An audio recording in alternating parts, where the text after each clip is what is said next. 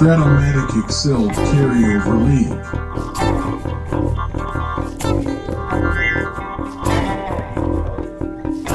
Brought to you by the Shrimp Troller.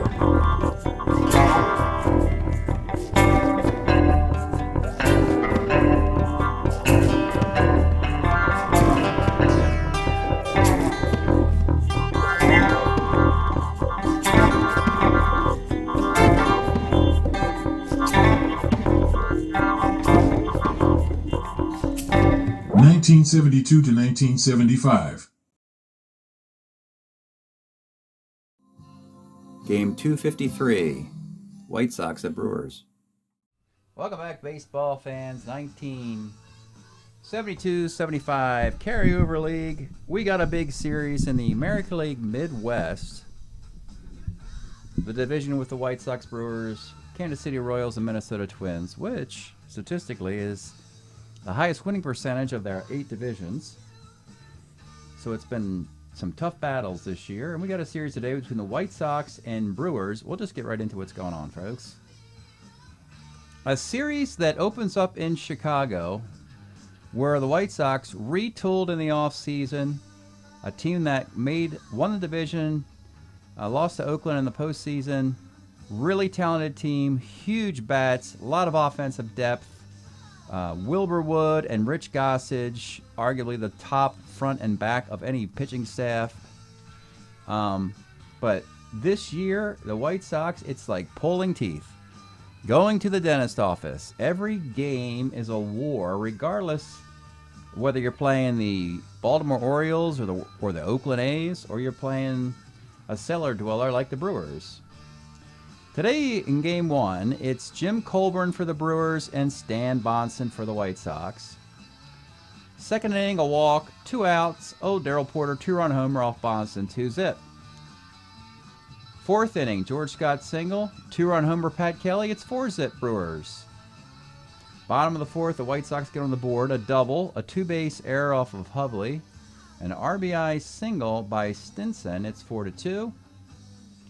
The Brewers had a run in the fifth, a walk, a John Briggs stolen base, a sac fly. George Scott makes it 5-2, but Jim Colburn gets knocked around in the sixth inning as the White Sox put together one of their patented offensive surges. They bat around, 7 White Sox reach and out in a sac fly. They bat around, 11 guys went to the plate. A lot of small balls, single walk, single, walk, double. And the game is 8-5, and once again, this is where the White Sox have had their problems with the back end of their pitching staff, the Tom Bradley, Stan Bonson portion. They just have trouble getting past the 6th, 7th inning. In this game, Bonson is yanked with the bases loaded in the 6th, and Lemons gets the final out. Lemons runs into problems in the 7th inning. Mike Garman comes in, gets up a double, it's 8-6. And then Terry Forster comes in with his big old can of kerosene in the 8th inning, just like 2022 and 2023. Single, game's tied. So another blown save by the White Sox bullpen. 8-8 after 8. Great news for the White Sox, however, is that with Pat Kelly, Darrell Porter, and John Briggs removed for pinch hitters in this game means that they have 7 right-handed batters. So the White Sox insert Rich Gossage, a relief 4 closer, to face that for at least the next 4 innings, and there's nobody else after that. That's the rest of the bullpen. Anyway, bottom of the 8th.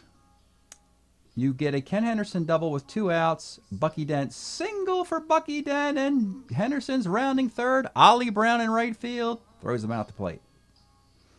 Then in the 9th inning, Tony Muster doubles. Then Louis Aparicio singles into right field, and Ollie Brown throws him out at the plate. So 2 walk-off plays at the plate in the 8th and 9th innings.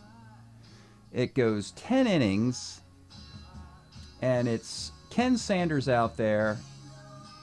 Bry leads off reaching on an error. Dent singles. Bradford singles. Bases loaded, nobody out. Dick Allen. This is low-hanging fruit, folks. Just take some pitches, Dick. He does. Bases loaded walk to Dick Allen. And what do they like to say? A win is a win is a win for the White Sox. But they got their teeth cleaned. They're nice and shiny and sparkly. They went to the dentist office and they outlasted the Brewers 9-8. Doesn't get any easier in Game 2. Game 2 in Chicago. White Sox early start. You have Tom Bradley versus Jim Slayton. It is the White Sox who get a 2-run homer by Orta. But in the top of the second, in what we're going to call the Paul Popovich game, Bradley gives him a walk to Pat Kelly, an out, another walk, another out. 2 outs, 2 on. 194 hitting Paul Popovich has a single and some walks on his card. Oh, yeah. And on 2-9, he's got triple 1 to 17, in case you want to check that card out. He rolls 2-9, triple 1 to 17. And that's a 2-run triple. John Briggs, double 1 to 9, fly ball the rest. He gets that. It's 3-2 Brewers. Bottom of the third, you get a single by Carlos Mega, sac fly by Orta. The game's tied again.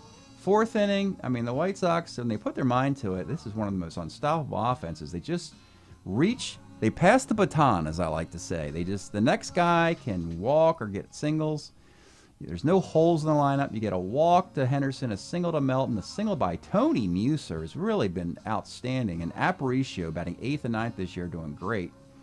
2-run double by Aparicio. It's 5-3 again. And here we go. Can we get through this game? Bradley leaves after 7 innings. Just 4 hits and 3 runs because of, well, the triple and the double. And they go to our boy Terry Forster again. So in the 8th inning, a single and a couple strikeouts. In the 9th inning, a walk, a strikeout, a single, a strikeout. And then with 2 on and 2 outs, now as a left-hander, Paul Popovich, I guess we should just flash the card on the screen now in the pregame. Why not, folks?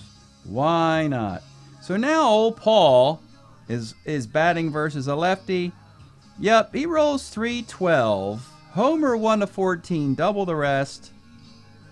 And in 1972, Paul Popovich had a homer for the Cubs, 2 triples for the Cubs, and you saw most of that today in Chicago against the White Sox. 3-run homer Popovich, 2 for 4, 5 RBIs. Bottom of the 9th, now it's Don McMahon trying to close out a 6-5 victory. And here come the White Sox, passing the baton to the next guy. Steve Bry walks, Buddy Bradford walks, Orta singles, bases loaded, nobody out, Dick Allen. Another bases loaded walk in the bottom of the 9th to Dick Allen. This only ties the game. It's 6-6. Henderson can't win it because he pops to third. But Bill Melton hits a sac fly to left field. In a series where the White Sox have had winning runs thrown out the plate in the 8th and the 9th innings, they've had a walk-off walk in the 10th and a walk-off sac fly in the 9th, and they have indeed won both games. Going to the dentist 2 days in a row. He didn't get his teeth fully cleaned in day 1, so he had to go back to the dentist in day 2. Game 3. Now we're in Milwaukee. In this one, it's Wilbur Wood. He pitched the final game of the previous series, which is why you're seeing him now, against a nice little lefty named Gary Ryerson.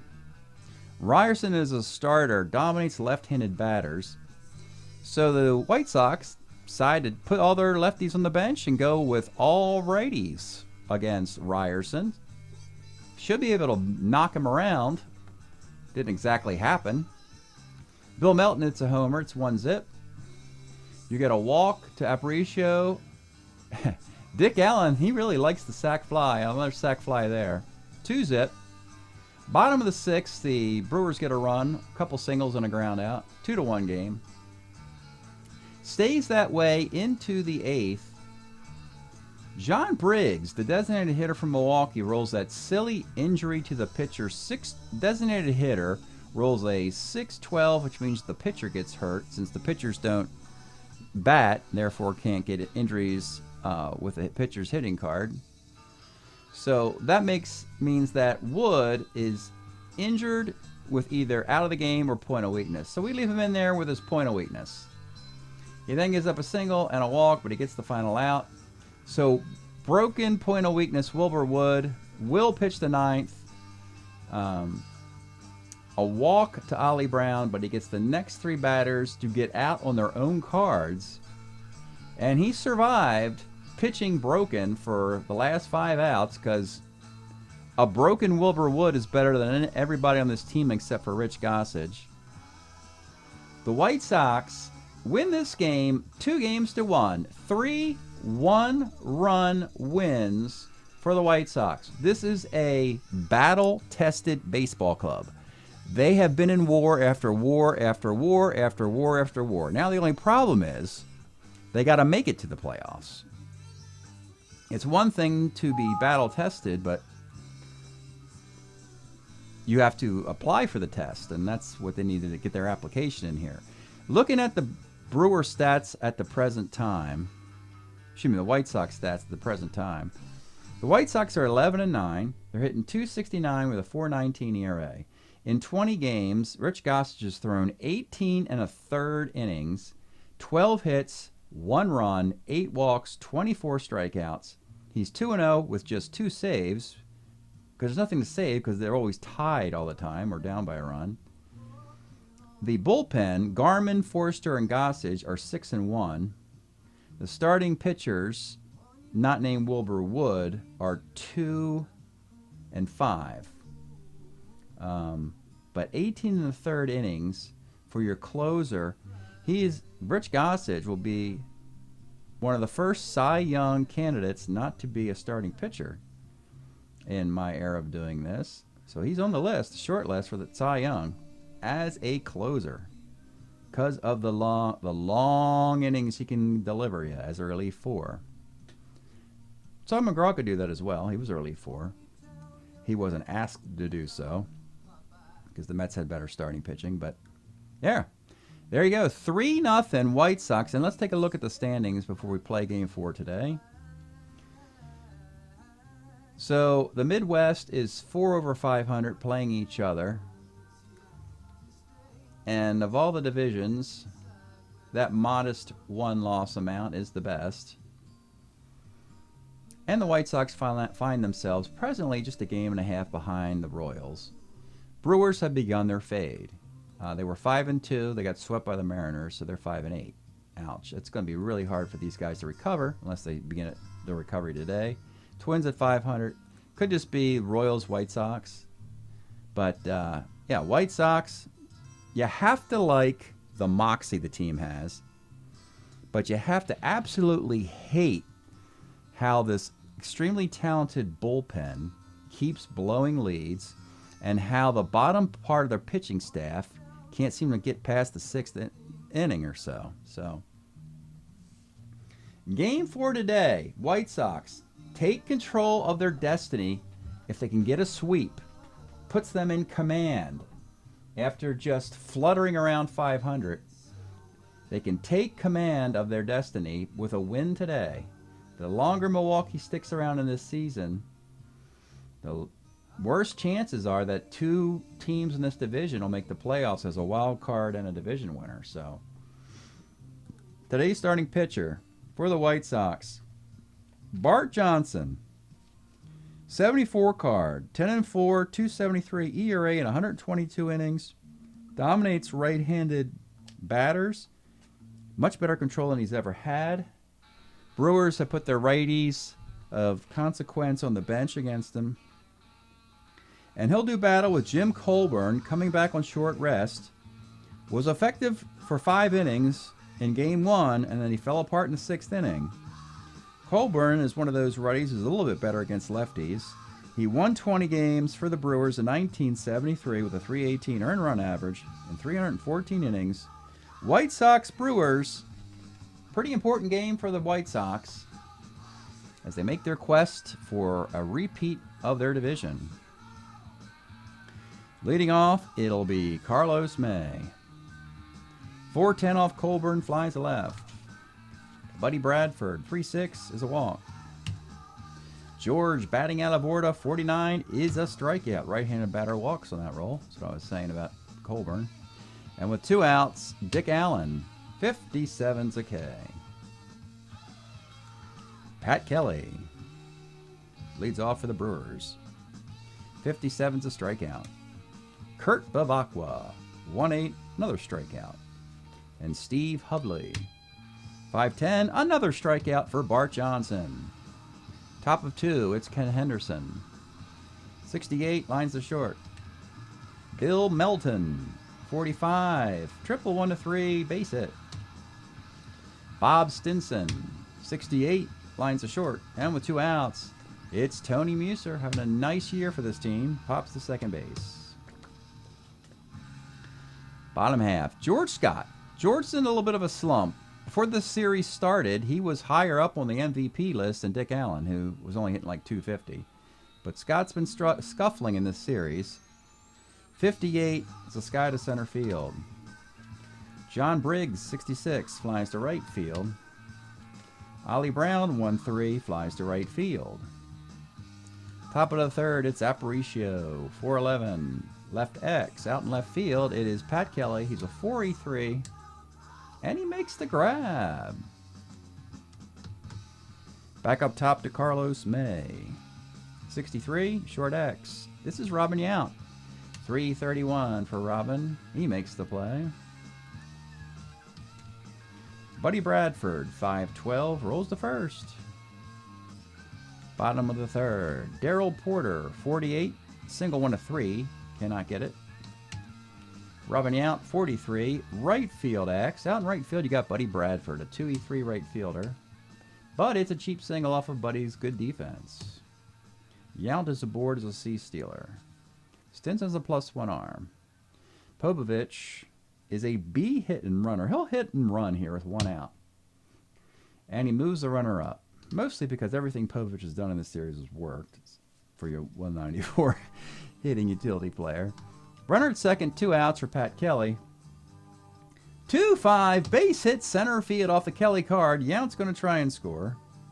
13, 14, 15 against Ken Henderson's arm of -2. And he scores. An RBI single. And the White Sox, or the Brewers, lead 1-0. Kurt Bavacqua, 66, pops to second base. Oh, you could thank Popovich for moving you out to second. And that RBI single. See, that's what I'm telling you, folks. Top of the fourth, it's George batting out of order. 110 is a base hit. Dick Allen, not a lot of homers this year. I think he's got just 4 in 25 games. 311 is a walk. Has a ton of those, though, so that can kind of make up for it. I mean, he's got walk-off, bases-loaded walks and a couple sac flies in critical moments, so that should count for something. First and second, it's Ken Henderson. 1-5, let's take a look at Ken Henderson's card of 1974. Everything you could ask for. 668 plate appearances, 20 homers, 292, 35 doubles. The 5-tool superstar. 2 in center, -2 arm, can be stealer, 15 runner. Just didn't do it as frequently as it seemed that he would have, I would say. I mean, he had a great year in 70 for the Giants, this fantastic year in 74 for the White Sox. He runs out of gas before the decade is through. But 1-5, big 3-run dinger. And it's 3-1. And in the bullpen, Gossage is a relief for. Remember that, folks. We only need 5 innings out of Bart Johnson here. Should we want to go for the sweep? Yeah, just a thought. 3-1 game. Bill Melton. 2-9, rolls the third. Bob Stinson, 1-3, first. And in this schedule, if you win 4 games to 0, you get 3 days off.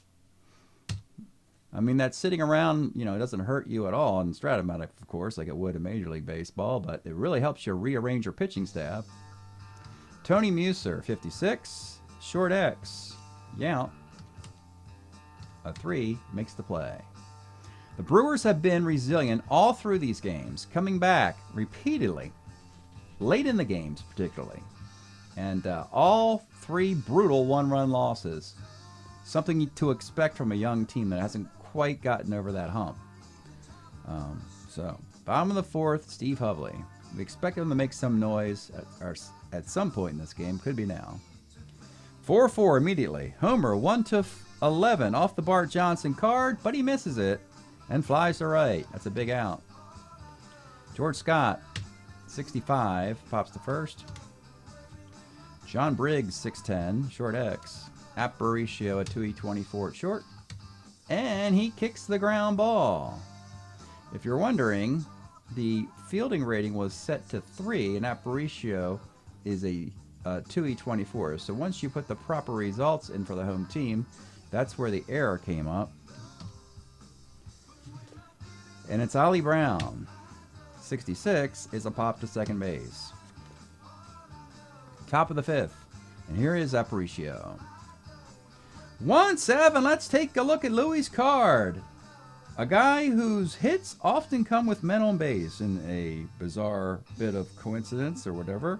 A 257 year in 470 plate appearances in 72. His last year with a good range. Not a base stealer anymore. 1-7 homer, 1-5 double, and it is a 2-base hit. Back up top to Carlos May. 5'10 catcher's X. Porter's a 3E9. And he commits the error on a catcher on an E9. Very rare error on a catcher. And the Brewers in trouble.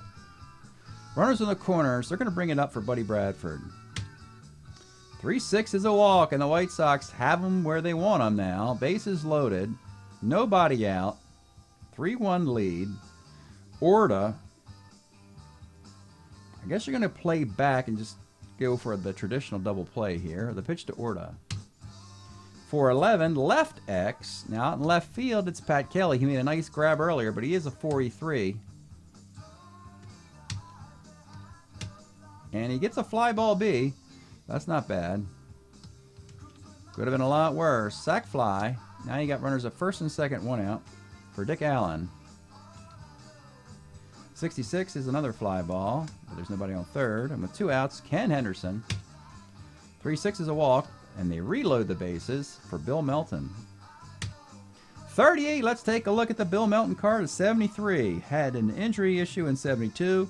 Comes back in 73. We'll call this the last really good Bill Melton card, where he's a 3.26 at third. He did hit 20 homers, a 2.76 average, drew 75 walks. Solid as an everyday player on both sides.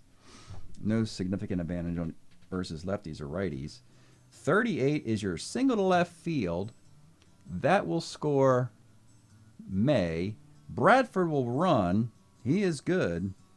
14, 15, 16 with 2 outs. He's got the +2 homer of Pat Kelly, and he scores. So a brutal 2-out single, and the Brewers in a big bit of trouble here. Henderson goes to third on that through the plate. You're seeing the growing pains of the Brewers. Like the straw that broke the camel's back, as it's a 6-1 affair. Bob Stinson, 38 is another walk. They're going to bat around. Reloading the bases for the 3rd time. And it's talking Tony Muser. 2-6. Let's take a look at Muser's card. He has had some huge hits for the White Sox this year. It was almost like probably shouldn't play Tony as a first baseman. Just let Dick Allen play there and have him just be on the bench. But he's been too valuable at the bottom of this lineup. He's a solid left-handed bat who can even hit lefties. A 285 hitter in 73. He hits 290 in 74. He's a solid hitter in the early 70s. Talking Tony, 2-6 is double 1-2. That's single ... a 2-run single, and eerily similar to Colburn's first outing. The Brewers pitcher, the White Sox batted around in the 6th inning against them in Game 1. They do it in the 5th inning here, and we're going to call it a day as the White Sox have finally taken a breath and have their hands on an opponent's neck today for the first time. An 8-1 lead. Very rare for the White Sox. Colburn is out of the game after 4 2/3. And Aparicio will step in the box. for a second time in the 5th inning. And coming out of the bullpen, they're going to go to a lefty, Earl Stevenson. Earl for the Brewers in 72 was 3-5 with a 3.26 ERA in 80 innings. You know, it took them a while for these Brewers. It's still going to take them even more time to purge themselves of the Seattle Pilots and things like that. They had 3 quality games they've just played, but now you're seeing the reality of the situation. Overmatched in their division a little bit here. Earl Stevenson will face Aparicio. 67 lines the 3rd. Well, 8-1 with Bart Johnson on the mound. He's a starter 7. And we continue with Darrell Porter in the bottom of the 5th. 4-10, bouncer to 3rd. Melton's a 3.26, but he makes an error there. Robin Yount. 2-4 is a 6-4 3-double play. That's a tough one. And 2 outs, and it's Popovich. He pops to second base. Let's pause a moment for station identification. This is the Shrimp Trawler video channel. Este es el canal de videos de camaroneros. All right, top of the 6th inning. Top of the lineup, it's Carlos May. 1-5 is a hit by pitch. Ace Steeler, 7-run lead, 0-arm catcher. Buddy Bradford is in the box. 55, second X. Popovich is a 3.19. Ground ball C. Runner moves up over to second base for batting out of order. He'll actually swing away here. 2-6 is a walk. First and second, 1 out for Dick Allen. 4-12, pitcher B. Runners on the corners with speed, and it's Ken Henderson. 6-12, rolls to first C. So they strand 2 runners. It stays 8-1. Bottom of the 6th, top of the Brewer lineup, it's Pat Kelly. 1-8, skies the center. Bivacqua, 38, base hit. Hovley, 66, flies to right. George Scott, 1-6. Let's take a look at the George Scott card. Simply the best player on this franchise. Your 1 first baseman, 24 homers, a 306 average. He was at third base and first base for Boston. The Brewers said, just come here. They really should make sure he sticks around and stays in Milwaukee the whole time. I think he's got another stint in Boston when they go after Boston's Cecil Cooper. But that's later in this decade. He was red hot to start the season, but he's had his problems in this series. 1-6, homer 1-2 double. It'll be a 2-base hit. Bivacqua, 12-runner, 13-14. Do you want to run on a 12 down 7? There's 2 ways to look at it. You just got to get runs. But do you want to run yourself out of the inning? Well, you just got to get closer from 7. So he's going to run here. Everything is desperation at this point, and you need every break you can get. So he gets the 8 and does score. It's 8-2. So Scott's at second for Johnny Briggs. 1-3, rolls to short. All right, 8-2 game, top of the 7th, and Stevenson will continue. Bill Melton, 2-4, rolls to short. Bob Stinson, 46, base hit. Tony Muster against the lefty, 68, skies the center. And Aparicio, 32, hit by pitch. 2 on, 2 outs for Carlos May. 3-6, it's a homer chance, but it's fly ball the rest, and it's homer 1-2, fly ball the rest, and that's a fly ball. And I think with 9 outs to get, the White Sox are going to start considering getting their defense better, and they can do that. Carlos May will exit. Steve Bry, a 2-6 defender, will go into his spot. They're going to get Orta out of there. They don't need his glove at second anymore. We'll put Bucky Dent there. And that'll do it for the changes at this point. In an 8-2 game. And the White Sox have pretty darn good defense. They have all 2s in the outfield. Bry at 2 in left, Henderson at 2 in center, Bradford at 2 in right. You got Tony Mooster's a 2, Aparicio's a 2, and Melton and Dent are 3s. So overall, that's pretty good defense. It's above average, very good. Not the best, but very good. Bottom of the 7th, stretch time here in Milwaukee. We've been enjoying the Big Star compilation, Keep an Eye on the Sky.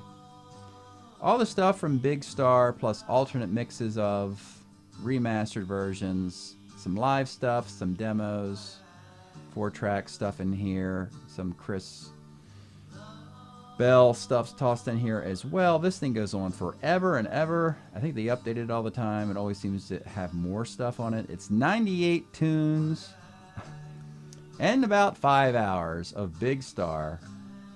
I guess if you're stuck on a desert island or something like that, or have an extended layaway in an airport, I don't know. But that's 5 hours of Big Star at your disposal. Bottom of the 7th.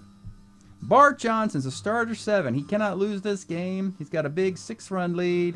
And the White Sox are in very good shape. They got to just finish this thing off. Maybe baby the bullpen a little bit, save their arms.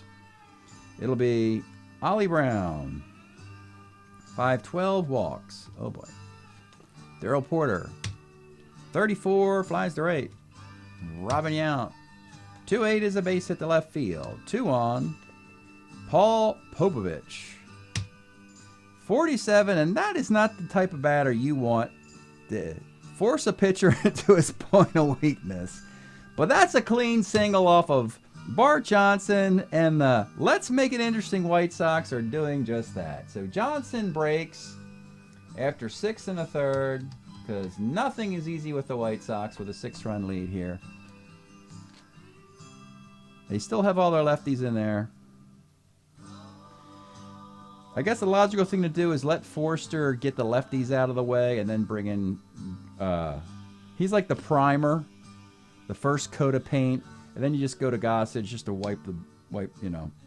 just to finish it, polish it off there. So Terry Forster will come on in the 7th inning to see if he can get a couple outs and get some lefties out of here. Forster's numbers, they're amazing. But he certainly doesn't pitch like it's amazing. He's 6-5 with a 2.25 ERA in 100 innings. No homers allowed, by the way, in 1972. Though I think he gave up that homer to Popovich? Yeah, in that one game. Anyway, he will come on in the 7th. Bases loaded, 1 out. Pat Kelly's the batter. And... let's see which batters on the bench you want to swing this inning. Really, the right-handed batters they have, Theobald, Moore, and Jeter, are not very good at all. And you might as well just leave the lefties in there if you're the Brewers, thinking that Gossage is probably going to come in anyway at a certain point. So, yeah, Pat Kelly will stay in the box here. The bases loaded, 1 out. Defying the logical move to bring in right-handed pinch hitters, because Kelly's not that bad against lefties. If he was horrible, I'd go to the bench, but Kelly will swing away. 59, second X. Big moment here for Bucky Dent, a 3.34 at second base. And he kicks the ground ball. See what I'm telling you? 8-3 game. Base is still loaded. And you got yourself Kurt Bavacqua. At this point, you want to avoid a double play. I have to admit, Bavacqua is not very good against left-handed pitching. I'll simply go to Theobald as a guy who gets on more. Let's take a look at this guy. Ron Theobald was a .220 hitter in 72, but he has a ton of walks on his card against lefties, which is what they need against Forster. You could go to Gossage now with just Hovley and Briggs.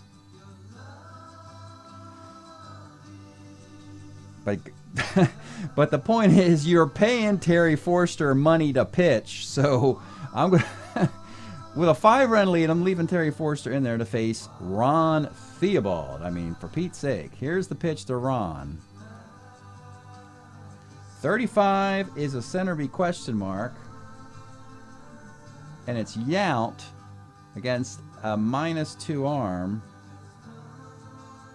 13, 14, 15. It's on a 13. I think I want to run him to get within a grand slam. Here's the third of the plate. And I think I got him. I think they nipped him here. Hang on. Robin Yount's a 13. 14, 15. -2 Arma Henderson makes it a 13. They get him by a whisker. So it's a 9. It's an 8-8-2 double play running out. Tough break for the rookie. Desperate move for the Brewers. And they get out of the inning. 8-3. Forster made it interesting, though. We'll go to the 8th of an 8-3 affair. Stevenson's day will be done. He went 2 1/3. Ken Sanders will come on in the 8th as the White Sox have put a bunch of right-handed batters in their lineup. In the top of the 8th, it'll be Steve Bry. Actually, no, Steve Bry is in the May spot. It'll be Buddy Bradford. 2-8 is a K. Bucky Dent, 1-8, rolls to short. And with 2 outs, Dick Allen. I still don't think he's hit a home run in this series. 2-10, strikeout. Okay, 8-3 game, bottom of the 8th. You have Hovley and Briggs, and then we'll see Gossage. So here's Steve Hovley. 67 is a K. George Scott, 57 is a K. And John Briggs, I think he's going to swing away too. He's good against lefties. 2-4, didn't matter. He flies to right field. So Forster figured out the 5 outs he needed to get. Ken Henderson's throwing arm was a big helper. 8-3 game going to the 9th. And here is Ken Henderson. 4-12, flies left. Bill Melton, 57, pops to first. Bob Stinson, 6-12, second X. Your second baseman, Popovich, Popovich went to third. Theobald went to second. He's a 2-10. Makes the play. Stinson will leave the game. We'll go to Brian Downing. Better defensive catcher. All the White Sox defense and a 5-run lead. And folks, here we go in the 9th. It'll be Rich Gossage. It's not a safe situation. It's a 5-run lead. But here is your leading closer. Great candidate to be Rookie of the Year. Even though he wasn't a rookie in 75, this is the first year of his card being in our league. So I give him a rookie consideration. So, yeah, he's probably going to be the Rookie of the Year. Either him or Fred Lynn. And he will come on in to try and nail down this very important sweep for the White Sox.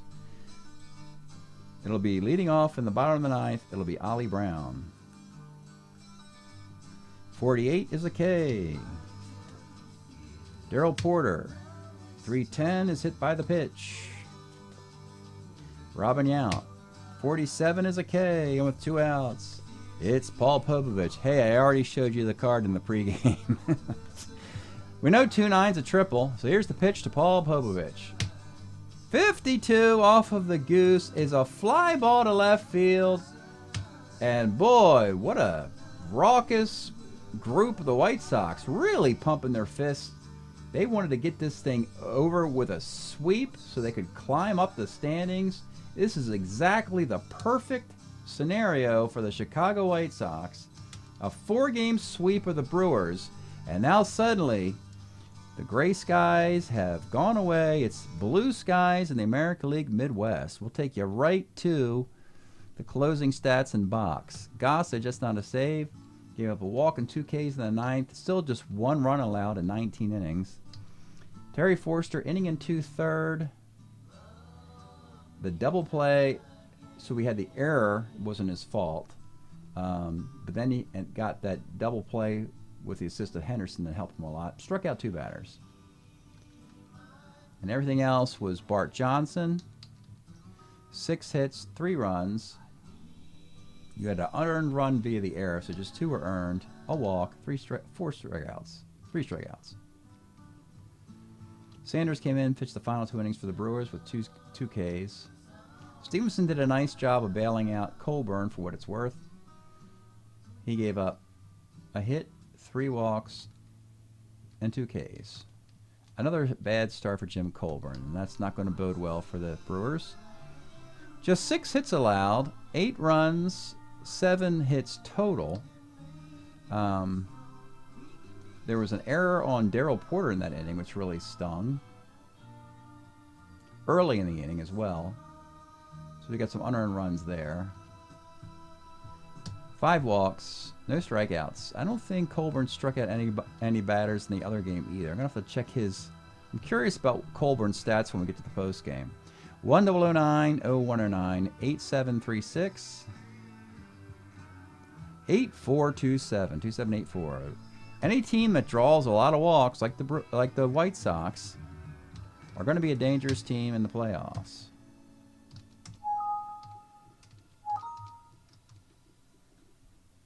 So, we plug in the stats in.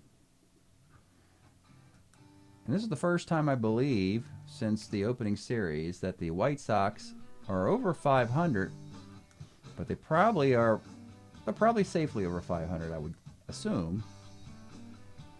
For the Brewers, it has been the crashing hard reality of just being overmatched. After starting 5-2, they're now 5-9 with a 7-game losing streak. They're hitting .255. They got a .404 ERA. Colburn's 0-2. In 33 innings, he's given up 24 runs. It's 16 walks, 14 strikeouts as well. That's not very good at all. Not much to report in the pitching department for the Brewers. Hitting department, 4 home runs for George Scott. Just 7 RBI. He's 14 for 60. He started red hot, and then after that, he just kind of faded at 233. So I think he's pretty much out of the MVP at this point now. For the White Sox, they're 12-9. They're hitting .266. They could do better. ERA is .409. They've had some stiff competition. Let's start at the back end. Rich Gossage, 19 1/3 now. 12 hits, that 1 run, 9 walks, 26 strikeouts. 19 1/3 innings. Stan Boston only has 22. Tom Bradley 27. That's how important Gossage has been. The White Sox are also, on a side note, in first place in the Commissioner Award, which gives them a draft pick for roster utilization. Most of that is because of all these extra inning games and pitching changes. They're piling up the innings pitched and the at-bats, plus all 12 of their hitters play pretty regularly. Even the lefty-righty, they come in, defensive replacements. So no clunking hitters, no lousy players on their bench. All 12 players are vital to their success. So, and if they play a lot of games and their series go maximum games, they get a compensation pick in next year's draft, the 33rd pick overall. Very rare to see a playoff team get that award. It usually never happens to a playoff team, so that doesn't bode well. But because normally the expansion teams just rifle through their bullpens just to pile up the innings pitched, and they just let the bench players play every day just to pile up the at-bats in fruitless attempts to get closer to the playoffs. But let's go Dick Allen. He still has 4 homers, 22 RBIs, 20 runs scored. Matter of fact, all these White Sox guys have 20-plus runs scored. 22 RBIs, leads his club. He does have 5 doubles and 2 triples. Just 9 walks. It seems like he's walked a ton, but just 9 and 24 strikeouts, 2 stolen bases. The prettier numbers are Carlos May, 27 for 83, 325. So May is outperforming. Ken Henderson's also having a fine year. He has 4 homers, but just 12 RBI. Buddy Bradford's got 15 RBI. Well, you know what? It's an ensemble piece here, which is what you need to be. You can't have one monster on your team and a bunch of stragglers. And the White Sox are doing it as a team effort. There's no I in team, as they say. And we'll just take a glance at the overall again. And the White Sox at 571 are just a game behind Kansas City. Kansas City has a +1 tiebreaker advantage over the White Sox in a 7-game series two teams played. But still a lot of baseball left. White Sox will have to play the Pirates. And then after playing the Pirates, they'll have to play the Twins. So that's it today. Break up the Chicago White Sox. Taking care of business on the South Side. Much needed 4-game sweep to breathe some life into their postseason fortunes. Thanks for checking this out. We'll see you next time.